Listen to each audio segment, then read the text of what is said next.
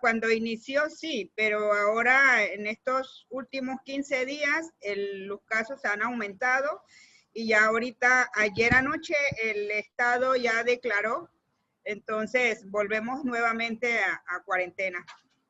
Está difícil. Aquí también en el Estado de México ya entramos en semáforo rojo otra vez, igual la Ciudad de México. Sí, nosotros iniciamos hoy, oye, a partir de hoy ya todos se dividen, mujeres, hombres, en la noche ya nadie sale hasta el próximo año. Sí, sí está difícil las circunstancias Sí, y más para la economía. Ya ves que vivimos pues en una era capital, entonces necesitamos que fluya la economía, vivimos de ello. sí, Híjole, está pero bueno, complicado. vamos a seguir adelante, como dicen acá. Sí, sobre todo y como en la parte de la educación y cerrando los puntos, entregando evidencias, dando como, pues ya concretizando los puntos más para los estudiantes. Sí, Excelente. Muy bien, pues vamos a iniciar ya nuestra tercera sesión. Ojalá que estas configuraciones, estas reflexiones, estos postulados, como le llamo, pues ayuden algo en su práctica de ustedes, donde esté, en su realidad, ahí desde este confinamiento personal, porque no es fácil. Todos estamos en eso. Aquí también, pues nos refugiamos. Yo inclusive con mi esposa no hemos salido, pues para nada. A veces salimos en 15, 20 días. Creo que por ahí ya viene tu compañero, como le has llamado, Iguanili.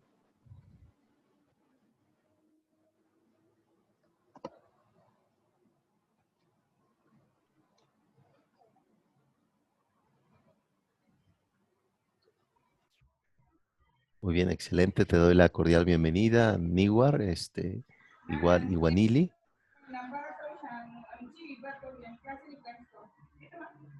Bienvenido, Sapi. Gracias, gracias, buenos días, profe. Ahí siempre motivado por las lecturas. Eh, pienso que... Espérame, aquí hay una entre nosotros. Espérame.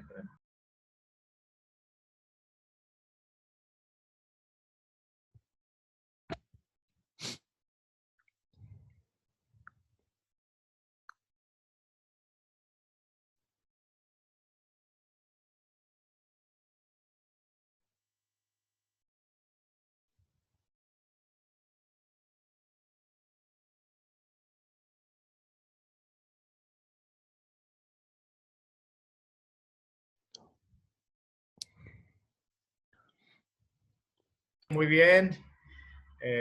Me parece, casualmente hoy cuando hacía mi café a las 6 de la mañana, bueno, estamos hablando, siempre hablamos todos los días, Sí. intercambiando lecturas con Iwandili.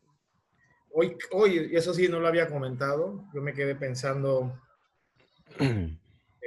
yo creo que el doctorado es como, me cayó como justo a mi edad, con lecturas y además, como comento, no soy un hombre conocedor de mi cultura, especialista, pero sí definitivamente conozco mi historia, mi cultura, entonces como que estoy comparando las lecturas, digo, wow, y mi cultura también, cosas que muy interesantes. Ahorita me falta poco, ya tengo idea. Hasta ahorita digo, la primera lectura me pareció más interesante del Raham, creo que se llama. Sí, exactamente, Ran Laja. Me parece una gran introducción a la epistemología, la filosofía y la educación. O sea, y aparte la manera como él escribe como para nosotros, los jóvenes, que estamos para motivarnos a estudiar filosofía, oye. ¿Ya? Totalmente, sí. Y el otro ahorita actual, como es más tecnicismo, ¿no? Ya para la gente un poquito que conoce más la filosofía un poco, y más lecturas, si tienes, conoces las lecturas de grandes filósofos. Y eso está interesante porque también me hace pensar, cuestionar, tener duda el discurso que se maneja. Si ese libro se escribió de Fulat, creo que se llama Fulat, Octavio Fulán, sí, en los años 70, veo sí, cómo se manejaba el discurso todavía, ¿no? Y eso me parece que interesante también, cómo jerarquiza, ¿no? Los sí, filósofos. Está interesante. Y me hizo, hay uno ahorita, es como para entretenernos. Hay un libro que acabo de conseguir hace un par de semanas que no he leído. Es un joven israelí que está de moda ahora, ujú, ujú, Harari. sí, Él es historiador sobre el caso de Homo sapiens, se llama el libro, y el otro se llama El origen del hombre. sí, sí, sí, Habla sobre, casualmente, no lo profundiza como esto, pero me parece cosas que estamos retornando. Ahí yo creo que se va a tratar nuestra historia. El retorno con el entorno muy bien, ¿no? Así que todo bien por ahora, como dijo acá mi compañera Iwandili. Wow, el rebrote ha sido muy canijo acá. Yo sí, también escuché ayer en la noticia que del Estado de México también iba a entrar en cuarentena. totalmente sí. Y fíjate, Aníguar, que al igual que Iguanili, muchos de nuestros alumnos, por ejemplo, yo doy clases en otras escuelas, es decir, el factor de la economía se tiene que mover, tiene que caminar. Entonces, si el alumno no tiene cómo trabajar, cómo se paga la colegiatura y cómo pagan al docente, es decir, afecta todo, es una cadena totalmente que influye de cualquier manera. Y sí es preocupante, a la espera también de esta vacuna, aquí, por ejemplo, en México. Se aprobó, por ejemplo, Pfizer, es como la primera etapa de la vacuna, ¿no? Que se requiere cierta temperatura y ustedes saben muy bien que México es un país muy grande, 32 estados, que ya son 32 estados, antes era el Distrito Federal, ahorita ya es un estado también. Entonces imagínense además llevar las vacunas a a cada uno de esos 32 estados es un trabajo de No, magnitud y todavía este tipo de vacuna está en experimentación, entonces también a reserva y con mucha cautela también acercarse a la vacunación. Yo inclusive con mi esposa de entrada vamos a esperar a ver qué tal, cómo se ve la población ya vacunada. Entonces ya a lo mejor el siguiente año entramos para la vacuna. Entonces yo creo que aquí vamos a implementar una de las corrientes de la epistemología que es la duda y la certeza, ¿no? Entonces, yo creo que lo vamos a llevar a la práctica de la epistemología. Y sí, no es nada fácil, Niguar. Vivimos en un estado capitalista. Se ha criticado mucho este sistema, pero todos somos capitalistas al final de cuentas, consumimos. Entonces vivimos de la economía. Claro, hay que ver inclusive el propio Immanuel Kant, que cuando lo veamos, lo vamos a ver hoy y se los voy a comentar, él hablaba de medios y fines, ¿no? El fin es la educación del sujeto, de la persona, ¿no? En su dignidad donde está. Y los medios que son las herramientas, las estrategias, la didáctica, el currículo, esos son los medios para llegar a esos fines. Entonces, el dinero, el capital y demás son medios, nunca un fines, pero si uno convierte eso en un fin, se genera un vacío, que también vamos a ver ese tipo de circunstancias de este tiempo. Entonces, Octavio y Fulán, les dejé la lectura, como bien lo comentas, Niguar, para que veamos el tecnicismo, las etimologías de cada palabra, y sobre todo Octavio y Fulán parte de la deducción, de que él dice que no basta con una teoría del aprendizaje, que es como nuestra segunda materia que vamos a llevar aquí, en una, dos en una. Epistemología de la educación y teoría del aprendizaje, él dice que no basta una teoría, falta otro tipo de tendencia, que epistemología es filosofía también, es educación. Entonces vamos viendo esas dos concepciones. La siguiente lectura va a ser un libro de Mateo Lindman, que él aborda el concepto de la epistemología, pero dentro del aula. Él te da como consejos de cómo puedes llevar ese tipo de pensamiento a tu área educativa. Entonces vamos a ver a Mateo Lindman y ya poco a poco vamos a ir entrando ya en teoría del aprendizaje. Vamos a ver, como les he dicho, el conductismo con Pavlov, con Watson, con Skinner. Vamos a ver un poco lo que es estas teorías educativas. Vamos a ver el constructivismo. Les voy a dejar por ahí algunos textos del propio Vygotsky, Pensamiento y Lenguaje. Vamos a revisar su libro Culmen. Vamos a revisar el libro de Pedagogía Científica de la autora Montessori, la italiana. Vamos a revisar también algunas propuestas desde México con Ángel Díaz Barriga. Y también vamos a ir ahondando un poco con este profesor cubano que vino a México, estuvo trabajando en la Náhuac. De hecho, sigue trabajando en el área de, aquí por ejemplo, en la Náhuac Norte, se llama Julio Pimienta. Lo vamos a revisar también, esta perspectiva como de una didáctica de América Latina desde México. Pero muy bien lo comentaste, Diego, y lo has comentado, Iguanili, anteriormente. Por ejemplo, Cicerón, que fue un dialéctico, un romano, eh, él llegó a comentar en la época helenística que la historia es madre de la vida. Entonces es importante esta concepción de la historia, porque la historia nos dice que hay necesidades y también dificultades.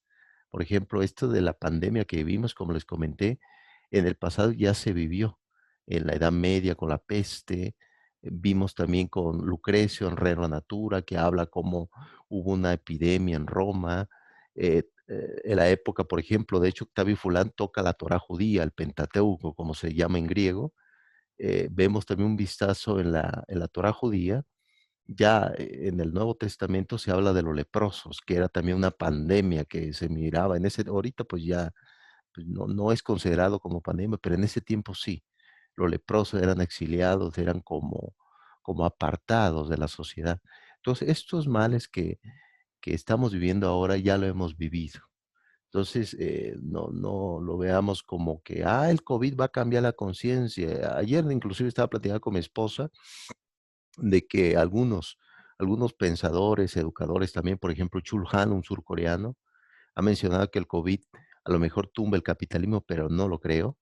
Ni el COVID, ni la política en México va a tirar el capitalismo aquí en nuestro país, pero el COVID, pues no considero que cambie tanta la conciencia de las personas. Y eso era la propuesta de Marx, del propio Hegel. Hegel decía que debemos de cambiar la conciencia. Marx, cuando veamos ya la teoría del aprendizaje en el marxismo, que llega a México, que llega a América Latina, propone cambiar los sistemas de producción. Vamos a revisar a un pensador italiano llamado Giovanni Gentile, fue el creador del fascismo del siglo XIX. Hegel fue el precursor del fascismo. Vamos a ver el siglo XX, que él fue el creador ya estructuradamente del propio fascismo. ¿Qué dice el fascismo? Que el sujeto como tú, por ejemplo, Niwa, Iguanili, no son sujetos independientes en sí, sino que deben de servir al Estado. El Estado tiene que ser nuestra causa final. Ese es el fascismo, se olvida el sujeto individual y se convierte todo en una masa amorfa, y eso es muy peligroso porque el fascismo dio como resultado toda la ideología que vino del nazismo, del color de la piel, la pureza de sangre. Todo esto generó una dificultad, y una dificultad también educativa, porque ahora vemos, claro, antes del COVID ya miramos un tipo de escuela en agonía, un tipo de escuela sufriente. ¿Qué significa esto? Los actos de racismo, las agresividades iban aumentando. Los jóvenes ya no toleran a los otros. Los jóvenes llegan vacíos al aula de clases y sobre todo salen de ahí vacíos, porque recordando muy bien como dijo el propio, como comentó el propio Séneca, fue también un educador romano. Él llegó a decir que la educación debe de corregir los defectos, y eso así es, corregir defectos y proporcionar virtudes. Entonces, esa dificultad de un cierto racismo lo seguimos viviendo. ¿Cuántos de nosotros no encontramos dificultades? El color de la piel, es que es blanco, debe de dirigir. Curiosamente, aquí en México, claro, yo no estoy en contra de estas concepciones. Yo lo que veo en la gente son las virtudes. Pero, por ejemplo, aquí en México, los que gobiernan en toda la República Mexicana, curiosamente, son blancos. Y uno asocia la blancura con la perfección, ¿no? Claro, no podemos evitar que hay gente muy capaz, pero uno se deja llevar simplemente por el cascarón personal, por el propio físico. Entonces, ahí nos equivocamos. Entonces, esta parte de la epistemología sigue vigente, y es lo que vamos a abordar, apreciable Newar, Iguanili. Eh, y ya, pues bueno, la misma metodología, tenemos 35 minutos, casi 40 minutos para abordar esta introducción. Vamos a ver, vamos a profundizar un poco aquí en Ralaja un poquito. Eh, vamos a hablar un poco de Octavio y Fulán, de lo que se va a tratar su lectura de ustedes. Y a lo mejor ustedes han pensado, ¿tendremos vacaciones con el profesor José Cruz?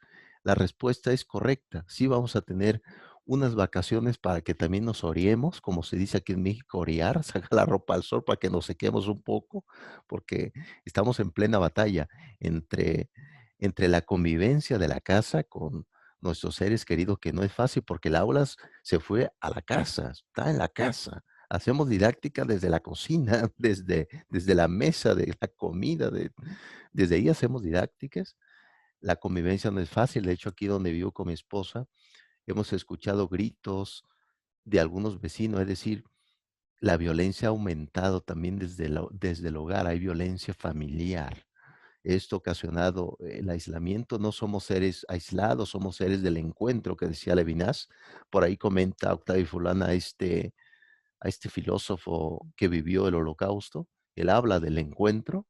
Enrique Dussel va a llamar la descolonización, es decir, cuando encuentras al otro, hay una descolonización mental, porque también estamos colonizados aquí en la mente, no solamente la parte material. Entonces, va a haber vacaciones, estoy esperando ahorita que me envíe el calendario nuestra coordinadora y les aviso por WhatsApp el receso que vamos a tomar. Espero que no nos congelemos en ese receso. Ahorita vamos un poco calientitos, ¿no? En la parte pedagógica. Ojalá que no nos, eh, pues, enfriemos demasiado. Voy a ver qué actividad les voy a enviar. Ahora, la siguiente actividad a lo mejor sería para el 27 de diciembre. Voy a pensarlo bien para ver si es correcto pedirles unos trabajos así, porque ustedes pues van a estar pues de una u otra forma desconectados un poco de la didáctica, porque estoy seguro que ya van a entregar sus evidencias, ¿no? Como docentes, ya están como cerrando, ¿o me equivoco?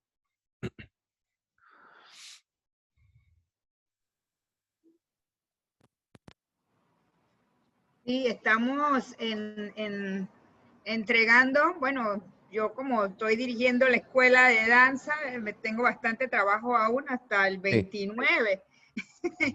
Así que estoy recibiendo informes, evaluaciones de estudiantes esta semana.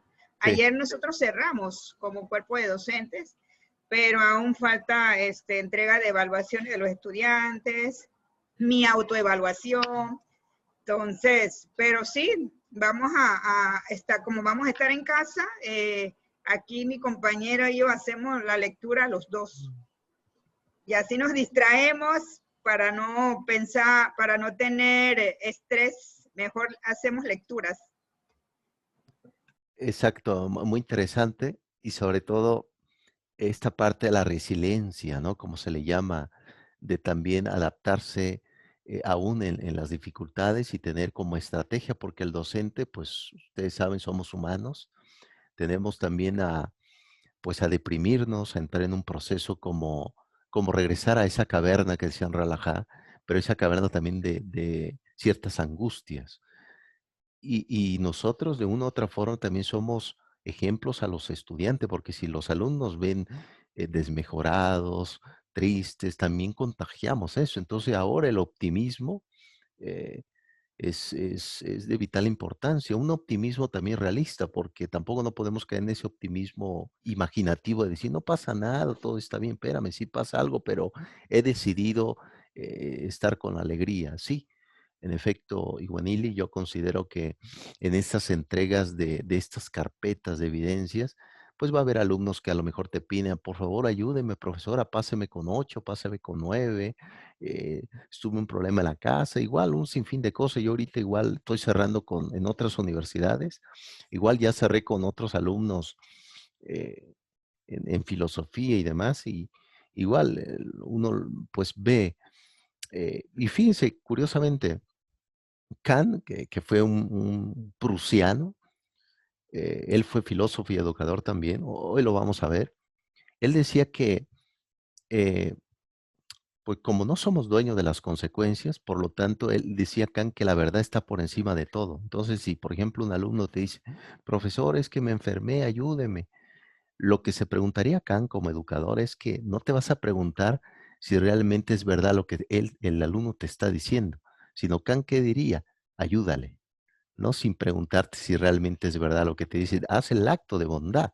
Entonces es difícil porque uno no evita preguntarse si realmente es correcto o incorrecto lo que el alumno te está diciendo. Hay muchas mentiras, seamos honestos, muchas mentiras en el mercado. Pues muy bien, Iguanile, ojalá que pues vaya todo cerrando y en efecto a veces distraernos un poco en la academia nos ayuda también a mantenernos tranquilos. En este, pues estamos en el centro del huracán hasta en espera que llegue la vacuna. No sé cómo estará ya su gobierno de ustedes, si alguna vacuna va a llegar, porque México ya la siguiente semana el ejército ya va a empezar a vacunar, pero allá cómo está en su localidad de ustedes, ¿qué ha dicho su gobierno? Ah, sí, casualmente es con Pfeiffer, sí. Imagínense, como usted dice, maestro, México es colosal. Nosotros somos tamaño de Tlatelolco, nada más. Ya estamos rompiendo la cabeza, ¿qué vamos a hacer? Sí, sí, Y sí. sí, sí. Entonces sí, estamos preparando ya el gobierno, como esa farmacéutica puso como condiciones el hacer para recibir vacunas. Entonces ya se está planificando que primero van a ser la tercera edad, las personas que están en salud. Creo que a nosotros nos va a tocar hasta marzo, o sea que todavía, cuidado hasta agosto, es con etapa, ¿no? Pero sí, Rebrote está aquí. Todo es con su escala, ¿no? Sí, México se disparó y aquí, a pesar que somos 4 millones de habitantes, la mentalidad, casualmente estamos hablando de la mañana, o sea, es colosal, colosal, colosal para nosotros a nuestro tamaño. Uno no entiende en un país tan chiquito, con mucha capacidad económica, esté como que no están preparados o están haciendo de estúpidos que no están preparados ¿no? Al consciente. ¿No? Dices, wow, Iguandiri me dice todos los días, cuando empezamos a ver noticias, como que es como si fuera una misma receta para todo el país. Todos los países que empiezan a decir igualito. Mírame, en México van a cerrar, acá van a cerrar, en Panamá, o sea, como que todo está coordinado, como si estuviera coordinado. ¿Ya? Sí, aquí estamos preparando también, la cosa se ha disparado, así que vamos, desde hoy ya no vamos a encerrarnos, pero tenemos que bien nuestras lecturas, nos reflejamos intercambiando con Iguandili un poco sobre educación indígena, cuna de nuestra... Bueno, yo creo que eso nos ha mantenido bastante. Con la lectura ahora que usted nos ha dado, es como que una otra ventana más, ¿no? De nosotros para tener más dudas y certezas. exactamente. Vemos también que en los países hermanos como ustedes, todavía hay localidades que esas localidades se salvan, porque hay pocas personas y no tienen un encuentro con con esa polis, como se dice en griego, esa ciudad donde todo se junta. Es decir, como la economía está muy centralizada, inclusive aquí en México está muy centralizada, toda la Ciudad de México, todo está ahí. Entonces la gente está todo apretado y hay localidades que viven hasta 60, 50 personas nada más en esa localidad y claro está que el COVID pues no llega ahí. Es difícil, yo considero, y fíjense, se lo digo como filósofo que soy también, hay cierto egoísmo social también. Como uno no piensa en el otro, uno se descuida y resulta uno asintomático luego y contagia al otro y el otro se muere. Es difícil esta dificultad. Por ejemplo, aquí en México, bueno, no se ha dicho, pero yo, un servidor, he investigado y la vacuna va a costar 40 euros, la vacuna de Pfizer. Entonces, imagínense, nada más 40 euros cada vacuna, ¿cuánto no se va a llamar? Es decir, hay lucros también, hay gente que lucra por la necesidad de las personas y adelante, igual. 40 euros por persona. Exactamente, la vacuna, 40 euros cuesta la vacuna de Pfizer actualmente. Claro está que los grados que se necesitan para la congelación es altísimo. De hecho, ya salió por ahí la vacuna Moderna también, creo que Estados Unidos por ahí, México. Y son dos dosis, Exactamente, dos o sea, dosis. 80 euros. Exactamente, hagan su cuenta por ahí, es un mineral. De hecho, Bill Gates Les digo que yo he investigado como filósofo. Bill Gates es uno de los inversionistas en esta de la vacuna, y pues hay mucho dinero de por medio. Lamentablemente, gente inocente está muriendo. Vemos también cierta sospecha. De hecho, aquí podemos aplicar un poco, ¿se acuerdan que hablamos de René Descartes, el filósofo francés? Que él parte de la duda, no parte de la certeza. Entonces yo creo que debemos de vez en cuando dudar un poco, hacer la duda metódica y decir, bueno, esto lo que me están diciendo es verdad, ¿qué va a generar? Entonces, es difícil ya cuando veamos, por ejemplo, la teoría de la educación de hoy, de este tiempo, se van a escandalizar porque hay muchas ideas muy extrañas donde se aprueba, por ejemplo, nada más a nivel general, no me quiero meter mucho porque yo respeto sus ideas de ustedes, pero por ejemplo, hay ideas que vienen pegando fuerte, por ejemplo, en el tema de la eutanasia. Hay ideas que vienen pegando fuerte en quitarle el derecho a los niños porque los niños no son seres humanos. Y nosotros como educadores sabemos que sí lo son, desde la concepción. Hay una idea, hay un aprendizaje. Entonces, si también hay otra idea que viene pegando fuerte sobre el concepto del falso feminismo. Ustedes saben que esta corriente lo fundó Engels junto con Marx. Engels y Marx fundaron el feminismo y ellos eran machistas. Entonces, ¿qué significa esto? Que, por ejemplo, los movimientos feministas, los movimientos de homosexuales en América Latina, no son más que caballos de batalla para gente que sube al poder. Una vez que esa gente sube al poder, se olvida de estos movimientos. Entonces, son falsedades epistemológicas que yo lo he observado y lo he estudiado también. eh, no son que más que puros alardes políticos. Lamentablemente la política aquí desde México, y puedo decir también América Latina, los que gobiernan no son los mejores, son gente que llegan precisamente por hacer una carrera que ni ellos no tienen una carrera y una visión fija, y terminan tomando malas decisiones. Aquí en México se ha tomado malas decisiones, sobre todo en el ámbito de la política y la educación. Hay un libro que se llama de Paulo Freire, que se llama Política y Educación, cuando puedan lo pueden revisar, el pedagogo brasileño, y se ha tomado malas decisiones porque los que gobiernan no son los mejores. Entonces, imagínense nada más, gente gobernando en cada comunidad que ni la primaria tiene, y ellos ven la política como una oportunidad de tener algo que nunca tuvieron y nunca lucharon por ello. Entonces, es difícil esta dificultad y pues yo deseo lo mejor, pero de entrada les digo que yo con mi esposa y toda mi familia y mi suegra y todos, no nos vamos a vacunar a primera, y yo creo que sería, como dice Niguar, pues van como escalas, primero las personas mayores y demás. Yo creo que para cualquier persona masónica, esto fuera la oportunidad para buscar que la población disminuyera. ¿Se acuerdan de esta secta masónica del siglo XVII que buscan como el nuevo orden mundial? Es decir, pero un nuevo orden, pero quitar a los que son menos aptos según ellos, ¿no? Entonces, es difícil estas circunstancias. Las personas indígenas debe de protegerse también la parte de la educación. Y yo siempre he dicho que no se les olvide esto, que en tener dinero no garantiza tener educación. La educación también es un acto de voluntad, es un acto también de buscar, y con eso pues vamos a ir viendo. Le recomiendo a un periodista, pueden ustedes checarlo, tiene su Twitter, él es periodista investigador español. Gracias a él supe cuánto costaba cada vacuna, cómo se va a vacunar, y él pues ha hablado mucho. Se llama Pablo Fuentes, es un periodista e investigador español. Lo pueden ustedes buscar. Pablo Fuentes tiene su Twitter, tiene videos en YouTube actuales, y ustedes pueden dar cuenta cómo este investigador pues ha traído sobre la mesa datos que no lo dicen nuestra noticiero, no lo dicen. ¿Cuánto va a valer una vacuna?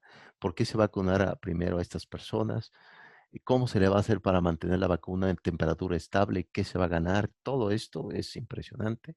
Y se van a dar cuenta quiénes son los principales inversionistas de esto. Entonces, hay que ser crítico también. Yo creo que nos ayuda, y sobre todo para poder dar certeza. Yo, honestamente, yo no me trago todo lo que habla la televisión. Igual mi esposa, somos críticos también.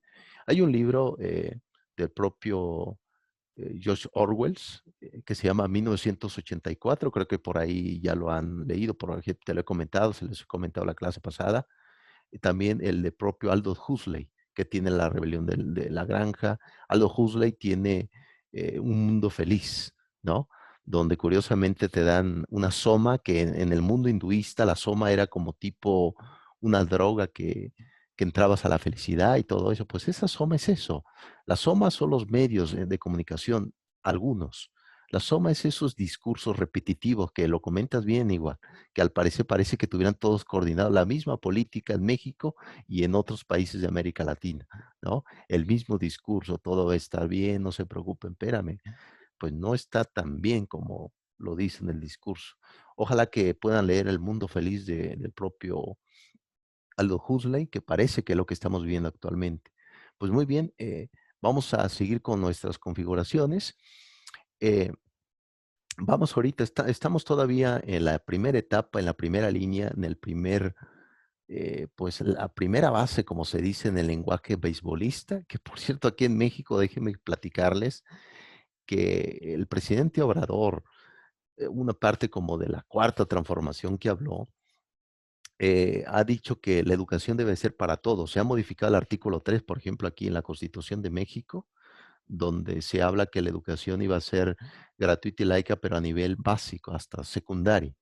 Ahorita se ha ampliado hasta el nivel universidad y él ha ampliado las escuelas del bienestar, que se llama, para que nadie se quede sin educación. La cuestión aquí es que esta escuela de bienestar, muchos no tienen acreditaciones. ¿Se acuerdan que hay organismos centralizados que determinan quién tiene esa calidad, esa credibilidad y demás?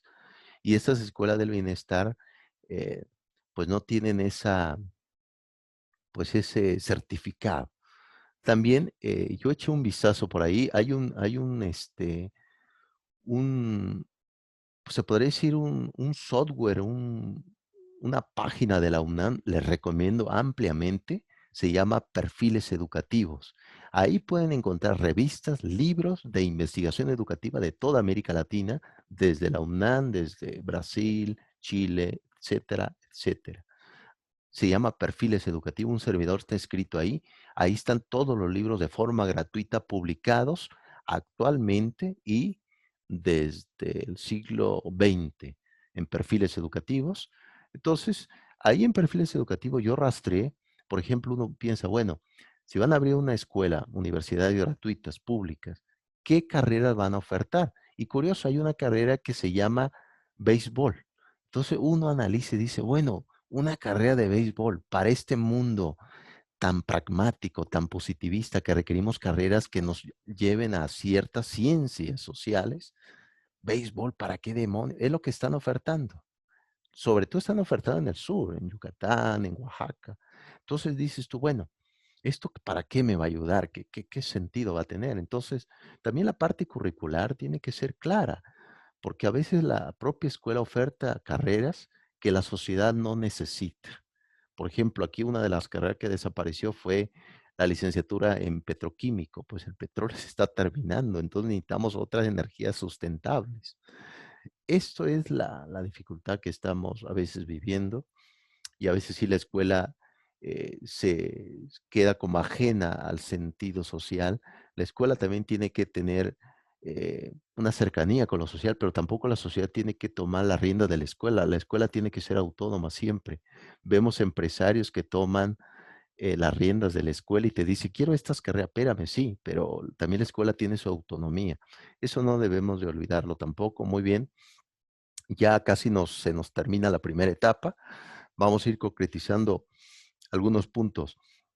Algo que quieran comentar, Iguanili ni Wasapi están muy serios, muy monásticos, como si fueran monjes de un laudes temprano, como que tienen el voto de silencio. No, bueno, no, nada, escuchando y reflexionando un poco también todo lo que está comentando y definitivamente a mí también me llama mucho la atención que la mañana yo le decía aquí a mi compañero, definitivamente parece ser que todos los países del mundo se ponen de acuerdo con lo que está pasando porque es la misma, casi la misma semana las instrucciones son iguales, a pesar que estamos distantes, pero sí hay un poder encima de todo. Definitivamente tengo muchas dudas y desde el principio que salió la vacuna, la duda fue eso, como usted lo acaba de decir, hay que tener dudas. Y yo tengo muchas dudas sobre esto, porque realmente nos preguntamos en qué momento apareció este virus, o sea, y pareciera como que este mes, no sé, yo creo que pasaron muchos aviones y volaron más virus para que todos los países en se entraran al mismo tiempo la suma de la contaminación. Entonces, son muchas dudas. Y lo otro, creo que definitivamente el ser humano trae muchas cosas muy bonitas que lo hemos alejado porque hay otros elementos que nos distraen muchísimo y más ahora la tecnología nos distrae y nos olvidamos muchísimo de la parte espiritual de nosotros, que esa es mi teoría. El cuerpo se ha abandonado, la memoria, la parte espiritual, porque hay mucha distracción. Siempre he pensado así y cada vez estoy convencida de esto. Y me encanta la teoría de la educación, es un acto de voluntad. No todos nacemos para enseñar. Creo que las personas que toman esta profesión son personas escogidas y tiene que ser personas con un acto de voluntad, con un acto de sensibilidad, con un acto de amor, con un acto de tener conciencia, de contribuir a otro ser. Entonces, en eso, mientras escucho, estoy pensando, analizando que el sujeto nace para compartir. El sujeto no puede estar solamente para un sector, sino que el sujeto tiene que multiplicarse. Entonces, por ahí el asunto de reflexión, maestro. Sí, en efecto, considero que una de las armas que podemos tener ahora... No, maestro, yo te voy a, como usted muy bien lo dice, te vi cara de monje, así que voy a confesar. Yo te siento como que necesitas un té caliente, maestro. Te siento como que te estás garraspeando ahí, necesitas tomar alguillo. Yo creo que está haciendo mucho frío. Bueno, yo creo que yo lo había comentado en la primera clase, que nos fuimos todos como un poco down, como decimos los panameños, Spanglish, por X razones que pasó, como que estamos retornando de nuevo. Mientras, así como, yo no sé si no pasa todo, como dicen los artistas, los grandes creadores, que cuando una idea, o los grandes filósofos, no sé, alguien dijo, cuando alguien te motiva mientras al mismo tiempo estás creando. Entonces yo creo que nos pasó ahorita estamos como muchos circuitos pensando cosas así, es porque la lectura y la conversación entonces nos quedamos mientras te escuchamos, está pasando muchas cosas, estamos pensando, wow. Por ejemplo, me quedé pensando lo que usted comentaba, ¿no? De nosotros, aquí yo veo que como las lecturas que nos está llevando es como tener dudas, decir, wow, no me convence ya, no me importa quién sea. Simplemente digo, en la lectura de Fobis me hizo pensar, preguntar, entonces, ¿para qué la civilización? Entonces, ¿dónde empieza la educación? Y voy como cuna, y apunto ahí mientras yo te escucho Wandili y me echo a ustedes, digo, wow, entonces, ¿para qué educar? O sea, ¿qué significa educar entonces? ¿Para qué nos sirve? Entonces, voy como cuna, pensar, yo soy un hombre educado. Wow. Y Wandili hoy en la mañana me decía, nosotros los cunas que estamos en la ciudad, sí. Yo no puedo pensar que los que están en la comarca, los que están en la reserva, decir que en la comarca, no sean educados. También tienen su educación, de educación en nuestra cultura. ¿Y por qué yo debo pensar entonces y yo sí soy educado, no. Lo que la educación no vino a hacer a nosotros es justamente, ahora como que hay cosas que me va confirmando, hay una cosa que usted muy bien lo dijo hace como la primera clase o segunda clase, eso me quedó picado, que los profesores en la época griega, cuando empezaron, eran extranjeros, eran de los pobres. Esa es la visión que uno tiene sobre, estaba leyendo la historia casualmente de un argentino, no, un italiano, que fue como la contraparte de Montessori, eh, que critica a Montessori, decía, bueno, cada pueblo, cada región en Italia tiene que tener su currículum. No tanto porque dice Montessori, porque fracasó Montessori, cosas así, ¿no? Y nos cae a nosotros, algo pasa, yo creo que eso es lo que hace interesante. Cuando, si es aburrido, maestro, déjame cuenta que nos va a dar cuenta que estamos fuera. Por ejemplo, nos ocurre algo insólito. Ahora tenemos Netflix, ahora tenemos de todo y estamos quejando que qué carajo vamos a hacer. Casualmente viajando un poco Netflix, anteayer empezamos a ver, un amigo nos recomendó, se llama Merlí, ¿cómo se llama eso? Un documental. ¡Wow! ¡Pum! Adivina de qué es. Un profesor de filosofía matándose en Cataluña.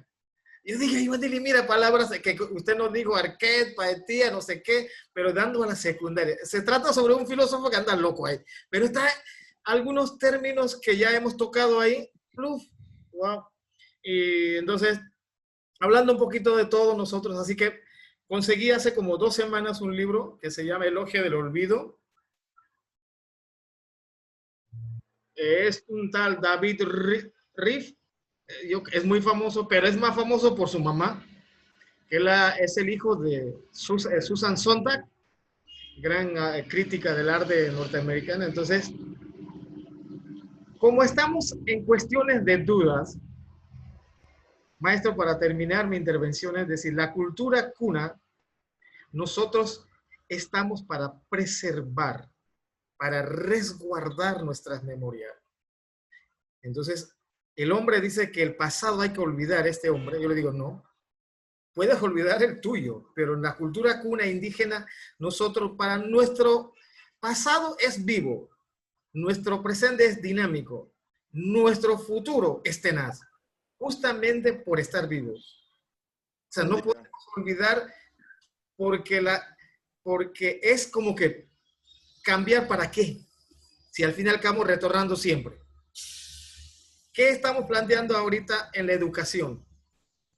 Que tenemos que retornar de nosotros como se hacía en el año 40, 50, 60. Como acá Iguandil lo acaba de decir, se nos olvidó el cuerpo, se nos olvidó el espíritu. Entonces, y de pronto sale alguien, wow, hay que olvidar el pasado. También, como plantea el pinche derechista periodista argentino que tiene en canal Visión, que tiene un libro, historia, no sé olvidar historia, no me acuerdo cómo es, pero es el argentino que tiene un programa. Bueno, estamos en ese exceso, por eso a veces nos quedamos como mientras te escuchamos, maestro, acá Iguandil escribiendo su teoría, me va saliendo, van cayendo las cosas como en una criba. Ahí va, así que no. Más bien acá, yo le comentaba acá a Iguandil que yo creo que el maestro necesita un té caliente, está haciendo mucho frío en México. Sí, totalmente. Yo creo que a ratito un caldo de pollo para, para quitar un poco esta... Sí, en efecto, pues, también como dice Iguanile, pues el cuerpo también necesita un descanso, también la conciencia siempre está activa, eso no lo podemos negar, pero también el cuerpo necesita un buen descanso. Buena reflexión, igual, al igual Iguanili. Excelente, le doy la cordial bienvenida a tu compañero, el joven César Vargas, que anteriormente se cortó Zoom. Ustedes saben que hay fuerzas mayores a un servidor, pero ahorita me parece que ya vamos 44 minutos y no se ha cortado Zoom, no me ha indicado que ya se va a terminar el tiempo. Creo que por ahí, creo que ayer estaba viendo yo una noticia que Zoom habilitó ya ya no tiene el límite de tiempo, creo que por este mes, me parece. Entonces hay que aprovecharlo hasta que podamos, pero yo creo que ahorita a las 8 vamos a tomar un recreo porque llevamos ya una hora de clases y pues sí, entonces, muy bien, te doy la cordial bienvenida, César Vargas. También agradezco aquí Claro. públicamente que hayas compartido tu experiencia, lo que estás viviendo ahorita. Ya no terminaste de comentarlo porque se cerró la plataforma. Envié por ahí un mensaje de voz. Agradezco, César, desde mi fe, pues yo pediré por ti. Y yo creo que una forma, humildemente, puedo decir, una forma también de hacerle justicia al pasado es recordarlo con alegría en el presente, ¿no? Entonces, fíjate que ahora que comentaba Aníbal, les recomiendo un libro. Está escrito, la palabra está escrito en latín, se llama Ecce Homo, Ecce Homo, sin H, doble C de coco, S, H, O, M, O, Ecce Homo, que significa en español, he aquí el hombre. ¿Se acuerdan? Esa es la frase que hizo Poncio Pilato cuando trae a este judío llamado Jesús de Nazaret, donde lo presenta al pueblo y dice, he aquí el hombre, Ecce Homo. Este libro lo escribió Nietzsche, Federico Nietzsche, fue un filósofo interesante, peligroso también, tengan mucho cuidado. Ahorita leer a Nietzsche en plena pandemia no es recomendable, pero Nietzsche dice algo interesante en el libro Ecce Homo, donde él dice que cuando tenemos un por qué encontramos un cómo. Entonces, este cómo es lo que ustedes están diciendo, es cómo se va trabajando, cómo se va construyendo. Y en efecto, esta inquietud, esta duda, es lo que da también el ámbito de la educación. Recordando esta palabra educere, educación, que ahí lo pueden ver en la diapositiva, hace alusión al alimento, a la alimentación que nosotros adquirimos, el conocimiento.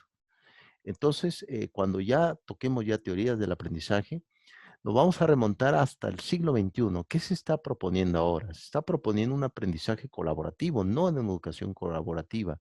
Vamos a ver los pilares de la UNESCO, vamos a ver algunos educadores también que proponen pues muchas cosas. Vamos a ver el método de monitores de Joseph Lancaster y el propio Andrés Bell, que fueron los creadores del método de monitores. En América Latina en el siglo XX se dio mucho el método de monitores. De hecho, actualmente se sigue dando con el planteamiento educativo, aquí, por ejemplo, aquí en México con el CONAFE, Consejo Nacional de Fomento Educativo. Ese es el método de Joseph Lancaster. Es decir, que a alguien le das el conocimiento y ese alguien lo va a contagiar a los demás. Ese es el método de monitores de este inglés, Andrés Bell y Joseph Lancaster. Lo vamos a revisar. Vamos a revisar a John Dewey también en esta concepción de la propia educación. Entonces vamos a ir, considero que ahorita estamos viendo las bases de lo que es la relación entre educación y filosofía, que ahorita sabemos que ambas son amantes, porque la propia filosofía, recuerden esto, la filosofía no te da tanta certeza, te da dudas, te da preguntas. Desde la filosofía nos preguntamos y desde la educación tratamos de dar alguna respuesta desde nuestras periferias. No se les olvide esto. Y la filosofía nace del esfuerzo humano por tratar de explicar, como lo dice Octavio Fulán en su libro, la Physis, como se dice en griego, la naturaleza, explicar qué son los fenómenos sociales, antropológicos, psicológicos, todo lo que acontece. Entonces, el concepto de educere, ese alimento, tiene que ver, pero en efecto, si ustedes leen a John Bowen, yo de hecho un servidor tiene la colección completa. Cuando puedan, compren el libro, si es que son historias, si les gusta mucho la historia. A mí me encanta la historia, me gusta ver la historia, el punto de vista educativo. John Bowen tiene un libro, tiene 3 volúmenes que se llama Historia de la Educación Occidental de John Bowen.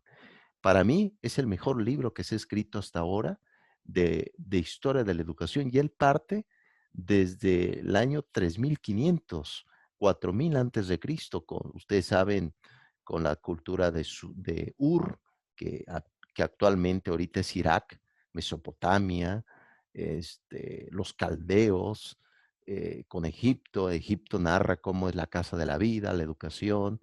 eh, por ejemplo, en Ur, con los sumerios fueron los que inventaron la escritura, viene ahí la escritura cuneiforme, Entonces, todo eso es educación, desde que una persona, una tribu, enseña a sus más jóvenes cómo utilizar una lanza, cómo emboscar un león de las cavernas, cómo emboscar a un oso. Eso es educación. Es decir, la educación viene desde los orígenes, desde la concepción de la humanidad. Era una educación informal, en efecto. Por ejemplo, cómo subir a un árbol en el momento que viene una manada de lobos, cómo subirse y quedarse ahí. Eso es educación. O cómo guardar, por ejemplo, agua en un huevo de avestruz, enterrarla en las tribus, por ejemplo, de África, y cuando tenga sed, en qué lugar buscar y tomar ese huevo para tomar el agua adentro. Eso es educación. Y en ese entonces no existía la pedagogía.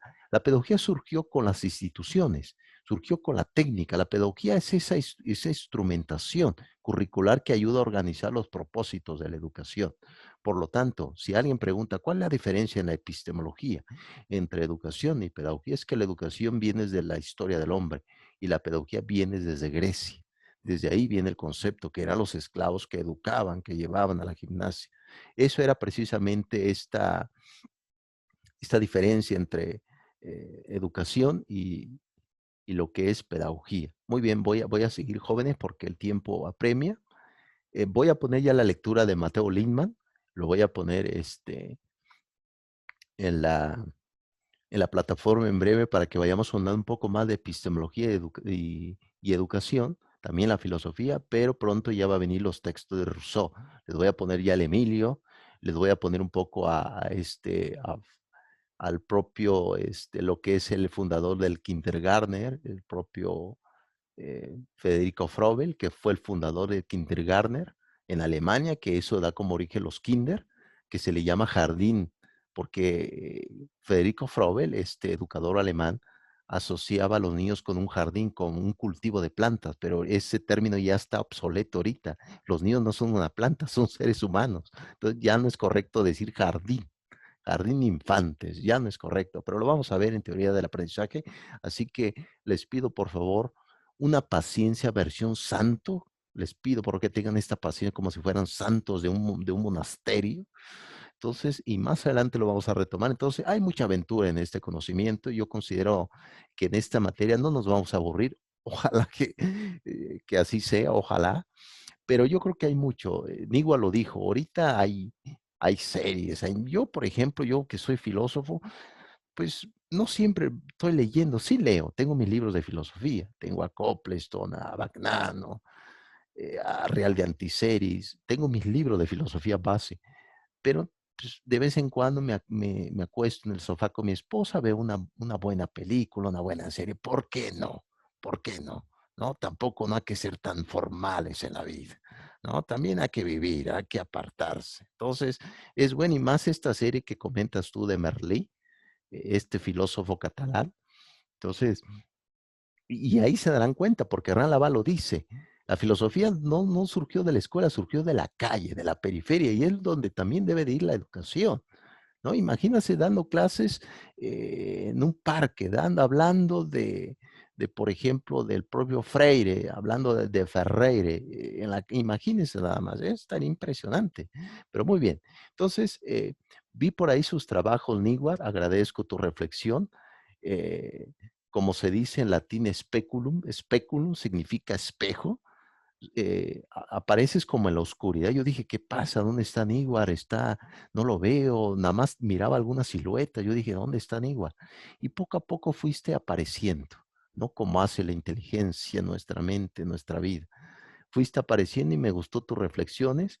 También tu esposa muy amada, Iguanili, que le llamas compañera, hizo una reflexión que exactamente de la parte del cuerpo, la movilidad, el acercamiento. Me pareció interesante la propuesta. Yo siempre he dicho, como lo hizo Aristóteles en el Peripatos, salir a caminar, involucrar. Actualmente se está hablando de una educación ecológica, es decir, sacan a los niños al bosque, al parque, para que ellos involucren su educación con cuidar también su medio, porque las cosas que estamos percibiendo por medio de la parte de la emperella, como decía John Luke, esas cosas también tienden a desaparecer y si uno no lo cuida, pues, ¿qué va a quedar para las generaciones futuras? ¿No? También hay que ver esa parte. Muy bien, excelente, César. Por ahí te habilité la plataforma. Espero que vayas ahondando un poco más en estas actividades. Te pido, por favor, que pues vayas tomando ya la rienda de estas tareas pedagógicas. Ok, claro. No he entrado a la plataforma, pero sí voy a entrar Sí. y ahí vamos a hacer las reflexiones. Claro que sí. Sí, te encargo ahí, joven César. Te pido también que si tienes alguna duda, envías el mensajito al WhatsApp. Oye, profesor, necesito que me eche la mano, me puede habilitar esta plataforma. Adelante. ¿Por qué? Porque ya has platicado lo que ha pasado. Es grave, en efecto, pero yo siento que va a surgir también. Hay una palabra eh, que se dice en griego, de hecho lo comenta Octavio Fulán, aletheia. La palabra aletheia es una palabra en griego que significa algo descubierto, verdad. Aletheia en griego significa verdad. Entonces, esta parte de la verdad también, César, nos ayuda también como a una reconciliación, porque hay que reconciliarse también con el pasado, para que uno pueda hacer en el presente cierta reminiscencia, como decía Platón, recordar también, pero también estar presente en nuestro tiempo. Entonces yo creo que te puede ayudar, César. He visto que hablas mucho del marxismo, de Marx, de Feuerbach, de Engels. Considero que ojalá que no seas un marxista ateo, ojalá que apeles un poco a tu fe, eso puede dar consuelo también.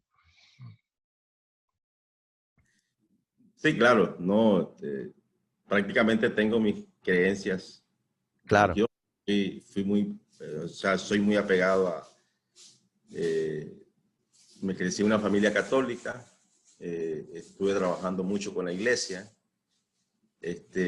fui monaguillo, que le llaman acólitos, de muchos sacerdotes. Tuve la oportunidad de conocer al padre Tomás Tuckner, que era un teólogo muy bueno, ¿verdad? Pues sí, no soy marxista, leí a Marx, lo pronuncio mucho por sus ideas, pero como les decía anteriormente, me gusta la parte de la filosofía contemporánea, la parte que habla Hopkins de cómo percibe. Igual Stephen Hawking era ateo, ¿verdad? Pero no le agarramos mucho tampoco la onda de eso. Creo en Dios, creo en ese ser supremo y creo que la educación es eso, ¿no? La educación es parte de lo que uno va dándole o va heredando con el tiempo. Yo siempre he dicho que el niño y la niña ya salen educados de sus casas, ¿no? De la familia, con esos principios, con esos valores, porque están en las manos de nosotros. Los hijos, yo últimamente en Nicaragua he estado diciendo que la familia, que nos está faltando, rescatar primero las normales y rescatar la educación en la familia, porque los niños están de cero desde que están en el vientre de la madre, que ahora se le puede dar estimulación temprana, para adelante, ¿no? Donde tenemos 6 años que podemos crear condiciones en ese cerebro, como dice Piaget, como dice la neurociencia hoy, ¿no? De ir construyendo, ¿no? Porque el conocimiento se construye. El conocimiento es una construcción, ¿verdad? De hábitos, de valores, de principios, y eso es lo que lo hace uno en el camino, ¿no? Muchas veces yo le digo a mis hijos que por mucho que uno se quiera desviar en la vida, si tuvo buenos principios en su casa, independientemente cuando sale uno de las manos de sus papás, de su mamá, nunca se olvida, siempre entra en el camino y busca cómo desaprender algo que aprendiste mal y aprender mejor las cosas. Y entonces la familia es fundamental, ¿no? La herencia de lo que ustedes están hablando, yo le llamaría herencia educativa, ¿no? Una herencia que no se va a olvidar nunca, esos valores, esos principios. Y no es que uno, o sea, va en la vida y va aprendiendo ciencia, vas aprendiendo mucha ciencia, pero los principios del hogar, como te crearon, como te enseñaron esos valores, son los que nunca se te van a olvidar y son los que siempre te llevan a hacer o a volver a arrancar, como dicen, ¿verdad? Hay que volver a arrancar, hay que volver a retomar la vida, son momentos, son episodios que uno tiene episodios que tiene que uno vivirlos y luego pues seguir adelante, ¿no? Esa es la idea, esa es la idea.